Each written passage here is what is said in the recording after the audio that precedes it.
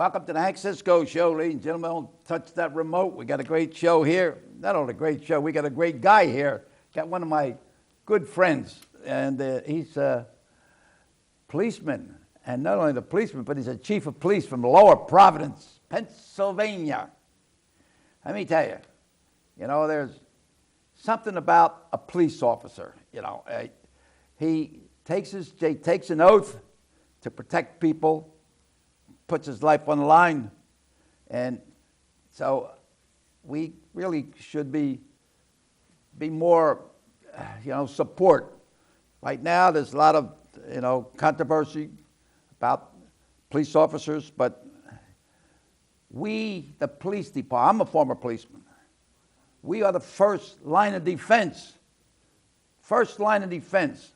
What's going on? So I don't want to go into technical. I'll get some Army and Navy guys here, but we'll talk about police officers today. Okay, now, this police officer served Lower Providence, and he's going to retire at the end of the year. Oh, my God. My guest is, in this corner, Francis, right? That's a good name. I was baptized Francis. Francis, Frank, Hank, Rock, and something else. So, Bud, we'll call him Bud Carroll, Chief of Police of Lower Providence. Welcome to Hank Cisco Show. We're going to talk about police work. We're going to talk about all your years, right? Mm-hmm. How come you wanted to become a policeman? When did you decide to become a policeman? Well, I'll tell you. On a fire engine or something? What? Nah, first of all, I really appreciate the invitation to be here today and to join you. It's a great pleasure. You're my friend for many years. It's a true honor, and I'll tell you what, this is, I've had a lot of great experiences throughout my career, but to have something like this happen in the last month, to be invited to be with you on your show. I forgot to turn this thing off. Goodbye. Here you are, Rock. Somebody cut this thing off. Wait a minute. 1, 2, 3. All right. All right. Now, go ahead. But to be here like with... It's a police emergency, That's right. But to be here with you, someone who distinguished themselves in the field of law enforcement for so many years, it's just a great honor to be here. So to answer your question, I'd like to tell you that it was a young sergeant with the Norristown Police Department that came in and called everyone Rock. I think he was I never forget a name. So Sergeant Cisco came into Bishop Kenrick High School, and I can't remember exactly what class it was. I remember it was career day, but it was somewhere between 1969 and 1973. Yeah, Father Moore's. It probably was, and he came in and he spoke about law enforcement. I can't honestly say, Hank, though, that was the moment that I thought, okay, I want to be a police officer, because, but I think maybe a seed was planted, and so I graduated Bishop Kenrick High School, and I went to St. Joseph's College, and I was an accounting major, and my intention was to major in accounting and then perhaps go to law school after college. But I always knew that if I had accounting to fall back on in case law school didn't work out.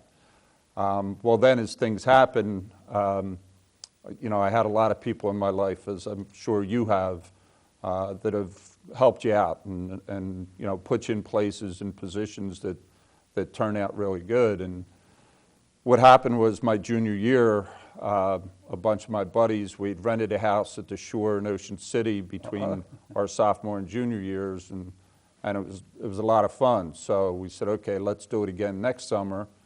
And it was 10 guys from St. Joe's, and 6 of us decided that we were going to work at the shore between our junior year and senior year. And I was one of the 6 guys who was going to work at the shore. Now, I was paying my own way through college, so I had to get a job that paid. You're not a freeloader. No. There wasn't any freeloading in the Carroll household. So I I started looking for a job at the shore, and ideally I wanted to be a lifeguard. That's Ocean City. Actually, it turned out to be Seattle City. Oh, Seattle City. So we rented the house that summer in Seattle City. Now, we rented the house without any jobs. You know, normally you would get a job and then rent the house. We were kind of backing into it. So I started looking for jobs. Ideally, I wanted to be a lifeguard, but being a lifeguard didn't pay that well, and I wouldn't have been able to take care of my tuition the following year. So my best friend at St. Joe's, one of the guys in the house, his older brother and his best friend had paid their way through law school by being summer cops in Seattle City. So I said, well, you know, hold it, I could do that. What's wrong with that? So they introduced me to a guy by the name of Joe Brazil, who was a sergeant with the Seattle City Police Department. He then introduced me to the police chief, a gentleman who was named Bob Campbell. And Hank, before you know it, I was getting trained in May of 1976 to be a police officer. They had the training in Seattle City. Now, Seattle City. The training was 5 days. So you went on Monday morning, and you trained until Friday afternoon. And Thursday and Friday you were at the range. Now, I had never ever touched a gun before, and the training the 3 days before was pretty much, you know, how to write a summons, how to use handcuffs, how to use a nightstick. And then that Saturday night, I was working as a cop. So 5 days of training, and then you're a cop. So it's sort of terrifying. Laid a little groundwork. It wasn't very much groundwork. So had a great summer that summer. And quite frankly, pretty much the first week, I knew that, you know, that I was going to be changing my major when I got back to St. Joe's. So finished up my degree in sociology at St. Joe's in 1977. That's learning something about people. Yeah, and that was really, I'd taken some electives in sociology, so I was still able to graduate on time, even though I had changed majors so late. So that worked out. And then once I graduated, I went back down to Seattle and worked the second summer down there because the first summer was so good. And at the end of the summer, Chief Campbell asked my roommate and I, a guy by the name of Joe Brennan, if we would stay through the winter. And they called them at that time temporary appointments. Because all of their full-time guys have to take their vacation time during the winter. So we would just be filling in for those guys. And I stayed until November. And it was just so slow. You're so busy during the summer. Oh, yeah? It was crazy. Bar fights and drunks. And everyone's on vacation, so, you know, it was... And Seattle was a pretty different town in 1976. Well, it was more family oriented. No, in 1976 it was a lot of group rentals, a lot of college, group rentals. You know. The drinking age, Hank, and this was a big thing that a lot of people don't realize. The drinking age was 18 in New Jersey at that time. So you had, you know, 18, 19, 20-year-olds in bars that you otherwise wouldn't have. Wow. So it was a fun place to work. Met a lot of great people, and learned. Particularly my second summer, I had my sergeant. My first summer was a gentleman named Pat LaRosa, and a big Italian guy. You know, just my paisan. I'll tell you what, the two of you would have been kindred spirits. He'd be my buddy. Right? Just a real no-nonsense guy, but knew people, knew how to talk to people, was able to diffuse situations. So then my second summer, my sergeant was Phil Muller, and he ultimately retired as the police chief in Seattle. And he was a guy that no matter what was going on, never ever lost his composure. He was just you know, he was the calm in the eye of the storm. You had a good base learning, you know. And you know what, Hank? That's what I attribute a lot of things that happened in my career later on were those 2 summers I have to there. admit, when I was a rookie, I guess it's like every rookie. You think, well, you know, go, go, go. You know, I did a lot of talking instead of, you know, listening. I learn more by listening than I do talking because when I talk, I already know that. But if I listen, I'm learning something new. Mm-hmm. And somebody whispered in my ear and says, "Look, Hank, take it easy. Let the guy talk. You're not going to learn anything if you don't listen."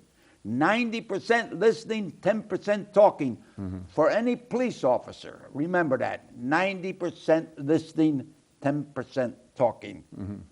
God gave you 2 ears, 1 mouth. You listen twice as much as you talk. Mm-hmm. That's no sign that I don't care in Italian. That's you know, right. that's just so. That's right. Well, So that, all right. that was Now my you're at start. Lower Providence Police Department, a good police department, I would say. You are leaving a police department in good shape, well respected. Mm-hmm. Believe me. Hank, it's all about the people. It's about the people that we've had an opportunity to hire over the years, and the way that they've developed over the years, and the support that we get from our elected officials over the years, and the support that we get from our community. And Lower Providence is just a great place to work. It's about 15 square miles, about 25,000 people.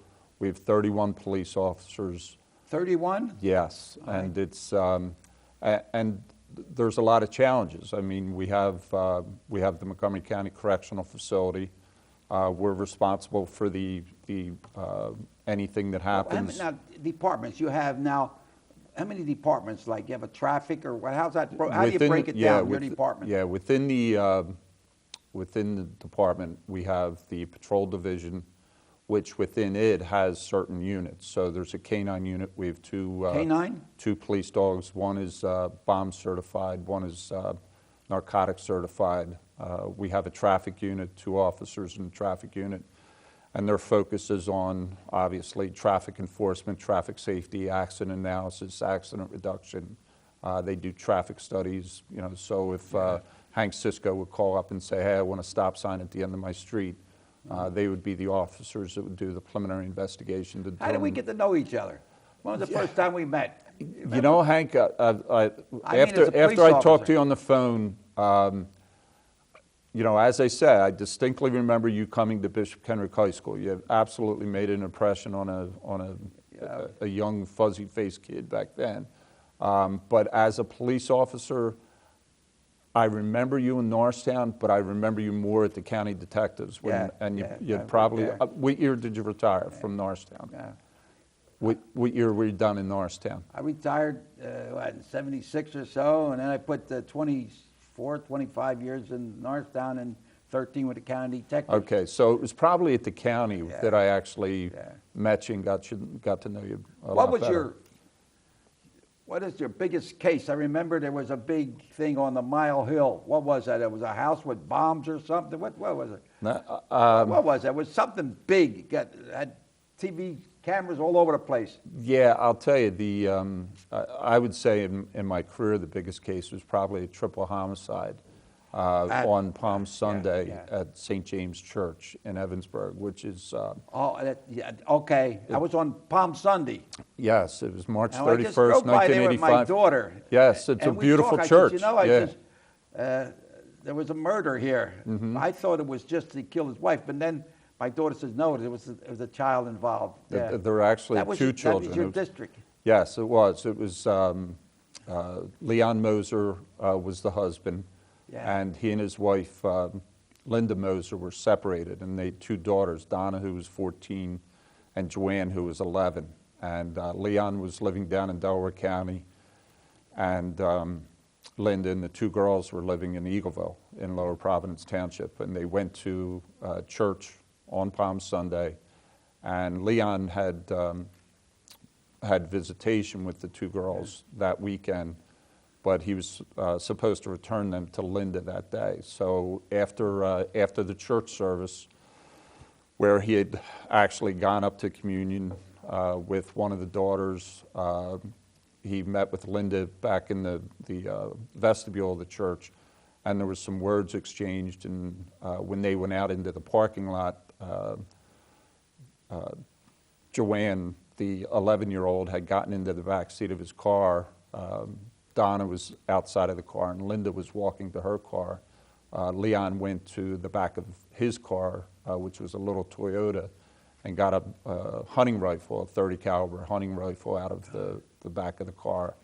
And he shot Joanne in the head, the 11-year-old, and then shot Donna outside of the car, and then shot Linda. Yeah, I was a county detective, and I wasn't on call then. I didn't go on that. Yeah, it The actually was district Jim attorney Burke. Huh? Jim Burke was the assigned from the county detective. Yeah, And I have to say that I was a relatively young detective. I'd been a detective about a year or so with Lower Providence, and I learned so much from Jim Burke during that case. Just how to conduct yourself and how to treat people and how to interview people. Who was the district attorney? Did I forget that? The district attorney at that time, I believe it was Joe Smythe. Joe Smythe. Yeah, I believe Joe Smythe was the district attorney. Yeah. Good guy. He's Real a good Bishop guy. Henry guy too. Yes, he is, yeah. You know, Then went on to Notre Dame. Well, what's funny about, he was a district attorney, and we were having lunch. I was the DA, and we went and have lunch, and the waitress was collecting the money. He says, I know you, Hank Cisco. You had me down City Hall and with my parents. And Joe Smythe, the district attorney, saying, he says, don't worry, Hank Cisco had me and my mother and father down City Hall because he had a fist fight. I didn't even know that. I remember that. You know. No kidding. And you're talking about safety patrol. Chief Bono, when he was chief of police in Norristown, he was one of my safety patrols at Holy Savior. Right. Captain Richette, he was one of my safety patrol at Washington. Fire Chief O'Donnell, he was a safety patrol. The fire boss, all these guys were safety patrols when I was a police. See the influence and you had on? inspired him to be helping people. That's what it's all about. Right. You know. Right. And I just this morning, a good friend of mine, John Fitch, he's the former Philadelphia police officer. He brought this picture to me this morning, and here's the Pope is blessing. This Philadelphia police officer was wounded while on duty, and the Philadelphia FOP, they got him in a wheelchair, and they brought him when he landed in the plane. When the plane landed, he was there to bless him, and now here he is blessing him in the church too. I thought that was great, you know. Yeah. And here's a police officer. You can see he's blessing him here, and he's shot here, and he's paralyzed on the one side, you know. So he sacrificed his life. I say here, the police are the first line of defense. Here's the second line, okay? They're there, see? And so, and then, you know, I want to tell you, a lot of people say, well, Hank, I don't know, what do you look like in uniform? I'm going to show you right here what I look like. This is me. And my good friend, Frank Rizzo, who I got to know, he was a Cisco kid in Philly, and I was a Cisco kid in Norristown. He called me up one time and says, "Oh, you?" You know, we became great friends. In fact, I was one of his pallbearers when he at the funeral. Great guy. Now, I don't know. It's two legends right there, Hank. In that, you ever meet that him? frame. You know, I met him one time. One time. I actually did an internship down in Philadelphia when I was at St. Joe's, and I got to meet him one time. You know, I had on my Huge hands. Huh? Had the biggest hands I've ever. When you shook his hand, oh my God, your hand just disappeared. Yeah. I was part of his kitchen cabinet. Like when he was out, he wasn't mayor. We sit at the kitchen table, and his lawyer was here, and the other guy, and all that, you know, and he would sit there like, you know, and the phone would ring. Hello, yeah. Tell that captain of the 2nd District that he's not taking care of them people down there, you know. And he'd hang up, you know. He's always on the ball, you know. So, but you're going to retire. What are you going to do? Actually, I've been very, very lucky. I have a couple opportunities, and I'm able to just cobble some things together that will keep me busy, but not as busy as I am now. So it was very, very honored. You got to keep moving. Absolutely. I think you're a testament to that. Well, you listen to me, right? Yeah, okay. you're a testament. I'm 92 years old. I'm a former boxer, referee. I rode a motorcycle. I did a patrol. I refereed. I boxed, and I got hit, and I got knocked down, but I always got up. Right. You know, and if you're going to fall down and stay down, shame on you. You got to keep bobbing and weaving. Absolutely. I mean, don't be, you know, it gets me these guys that are out there running, they look half dead. Take it easy. Don't knock yourself out. When I trained at one of the top gyms in New York when I was boxing, Rocky Marciano and the whole, you know, the big sign there. You're here to train, not strain. What do you want to? You're half dead. Right. Don't kill yourself. Nice and easy. Piano, piano. It's like when you sit down to eat. You know, a little bit this, a little bit that. Don't be the boom, boom, boom, boom. Oh, well, that's something else. Go ahead. So I was very honored. Risa Furman, who's our district attorney now, who was elected judge, she asked me to be one of her court criers. So, who? Risa Vetri Furman. Oh, So yeah. I'm going to go work for my Judge God. Furman. We'll start that in January. She's So my paisan, you know. has she been on the show? Oh, yeah. I've had her Good. on there a couple of times. I'm going to Good. get her now that she's judge. I'll get her back. Good. I get Very her, good. you know, and yeah, she's great. So that's, she's half Sicilian. Oh, is she really? Oh, I didn't know yeah. that. So don't you say anybody by my paisanos. Hank, I would never Yeah. do that. Well, that's great. You know, I like diversity. I like what I like Chinese food, Italian food.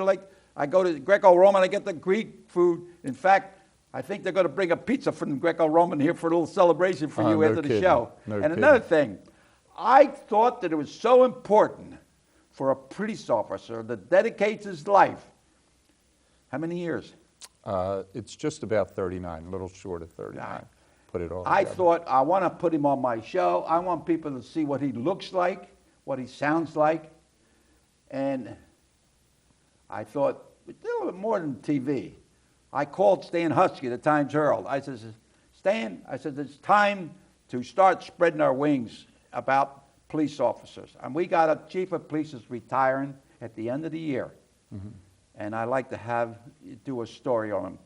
So we have a newspaper, Oscar Gamble is the police reporter for this whole area, and he's following up. So ladies and gentlemen, keep your eye on the Times Herald. There's going to be a big story about him, about his life and family. Come on. Family, again, Hank, I've been very, very blessed.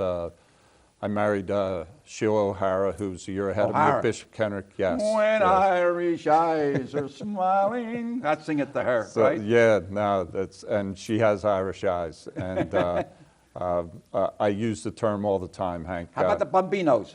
Well, I outkicked my coverage in marrying my wife, okay? So Huh? I outkicked my coverage. I really married up. And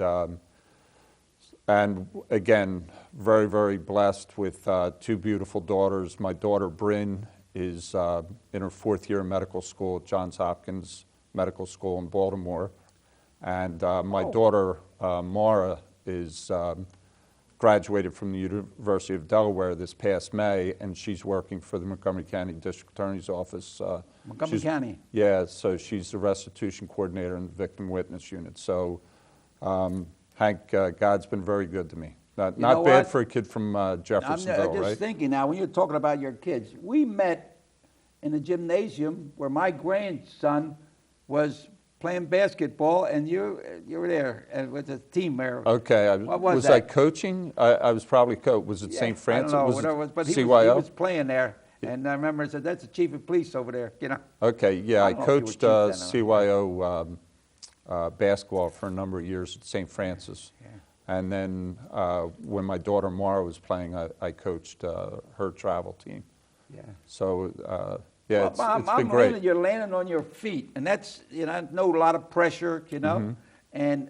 and a judge needs a good person around. You know, it's one thing about Rizzo. Rizzo was not a brilliant guy, but he surrounded himself with good people, Mm-hmm. and that's what I think Risa Furman is doing, you know, and she's been a very successful district attorney, and I'm sure she's going to be a great judge. You know, I'm and I'm glad she just didn't as go sure. for attorney general. You don't have to go up to Harrisburg. We didn't need that stuff, you know, right? Help the people here, right? Absolutely, So, absolutely. you know, I don't know, but you know, you met a lot of famous people, right?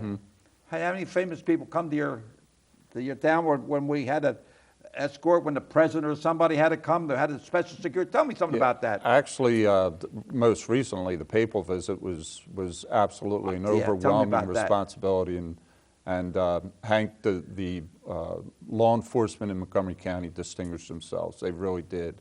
The preparation and the planning, and it wasn't just the police. It was every single discipline: yeah. fire, EMS, emergency management, the county department of public safety. Everyone. We were literally prepared for anything that weekend. And you know, now that you see the events, whether it be in Paris or San Bernardino, or you know, some folks said, "Hey, you're over preparing, you're overreacting." In today's environment, there's no over preparing, and there's no overreacting. Right. My grandson is Anthony Morano, officer in West Norton, and he was involved in that. And another thing, a lot of people don't know that not Conshohocken, but Collegeville Bakery, they furnished food, morning, lunch, and dinner for, I think it's 70 Secret Service men when the Pope came. Right. Right. And ladies and gentlemen, and I you know want to what? tell you, They I never met ate so you- good. Huh? They never ate so good, right? And I met you at the Collegeville Diner. Right. Our half hour is over. Oh, our half hour is over, and I want to thank you. This is our defense. This is our country. Okay. So, ladies and gentlemen, I want to thank the chief, and keep your eye on the Times Herald now. There's going to be a great story on you. Okay. You deserve it. Thanks, Hank. I appreciate it. And I'm happy you land on your feet. So you bob and weave, you slip and slide. All right? Great, Hank. So, ladies and gentlemen, thank you so much for allowing us to come into your home. And all I can say is God bless each and every one. Grazie. Thanks, Hank. Thank you so Right. much. And we knocked everything down here. Yeah, there you go.